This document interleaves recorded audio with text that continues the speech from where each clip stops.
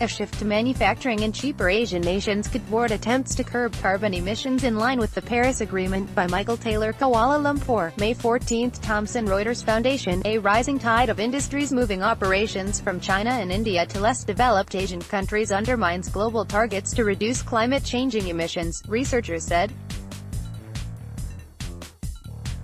Many energy-intensive industries, including manufacturing and raw materials processing, were relocating to cheaper countries like Indonesia, Vietnam and Thailand, a study by Britain's University of East Anglia (UEA) showed on Monday. The Chinese production system is starting to transform to be more higher value-added, said Dabo Guan, professor of climate change economics at UEA and a co-author of the report. The price of labor in China has increased quite a lot, he told the Thomson Reuters Foundation. The shifts in production and trade will make it harder to meet the Paris Agreement goal of cutting emissions enough to keep the rise in global average temperatures to, well below, 2 degrees Celsius, 3.6 F above pre-industrial times, Guan said. Efforts by smaller developing nations have a growing role to play in staying below that limit, but it could be jeopardized by the new pattern of manufacturing, the report added. It found that trade among developing nations, known as South-South trade, more than doubled between 2004 and 2011. Energy-intensive industries, such as electronics and steel production, have come under pressure to clean up in recent years as Beijing looks to cut emissions, improve working conditions and reduce air pollution in its towns and cities. Meanwhile, the growth of carbon emissions generated in the manufacture of Chinese exports has slowed or reversed, while emissions embedded in exports from less developed countries like Vietnam and Bangladesh have surged, the report said. International trade increased by more than 50% from 2005 to 2015, with about 60% of that rise tied to growing exports from developing nations, it added.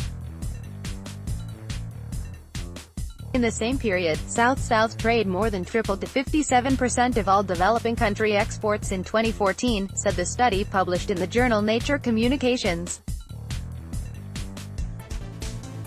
Many Chinese companies, like mobile phone makers, have begun to expand globally, choosing other developing countries for their manufacturing bases, Guan said.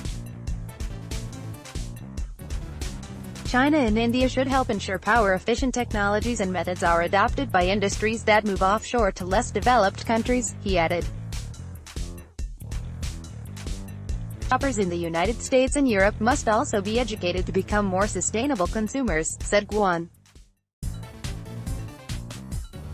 Fast fashion and buying more than one car are examples of consumer practices that need to change, he said, warning such habits are being copied by rich Chinese and Indians.